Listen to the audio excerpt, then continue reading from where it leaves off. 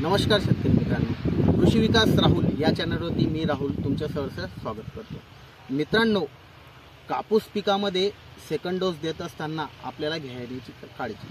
शेतकरी मित्रांनो, कापूस पिकामध्ये जेव्हा आपण डोस टाकतो त्यावेळेस सेकंड डोस टाकत असताना एक दक्षता घेणे गरजेचे असते। ती म्हणजे असं की नायट्रोजन युक्त खताचा कमीत कमी आपल्याला वापर तिथं करणे गरजेचं आहे। कारण ज्यावेळेस आपण नायट्रोजन खताचा उपयोग जर सेकंड डोस मध्ये केला तर जी आपल्या कापसाला लागलेली फुलपाती आहे ती गळण्याची शक्यता असते, म्हणजे सेटिंग त्याची होत नसते, ती फुलपाती गळून जाते। त्याच्यासाठी आपण सेकंड डोस मध्ये कमीत कमी नायट्रोजन युक्त खताचा वापर करणं गरजेचं आहे। मित्रांनो, मग अशा वेळेस कोणत्या खताचा उपयोग करायचा?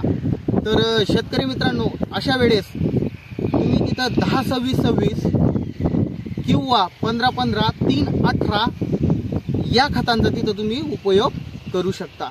शेतकरी मित्रांनो, 10-26 एकरी तुम्हाला एक बॅग घेणं गरजेची आहे आणि त्यासोबत तुम्ही एक MOP म्हणजे म्युरेट ऑफ पोटॅश हे सुद्धा तुम्ही तिथं घेणं गरजेचे आहे। कारण ज्या वेळेस आपल्या कापसाला फुलधारणा किंवा कळी येते त्यावेळेस त्या कळीचं वेल डेव्हलपमेंट आणि त्याला येणारं जे डिसीज आहेत त्याच्यावर नियंत्रण मिळवण्यासाठी आणि कापसाची स्टेम भरण्यासाठी, ते फुलपाती चांगल्या अवस्थेत येण्यासाठी, तिची गळ नको व्हायला यासाठी MOP SSP याची खूप गरज असते। त्याच्यासाठी शेतकरी मित्रांनो, 10-26 ची एक बॅग एकरी आपल्याला घेणं गरजेची आहे।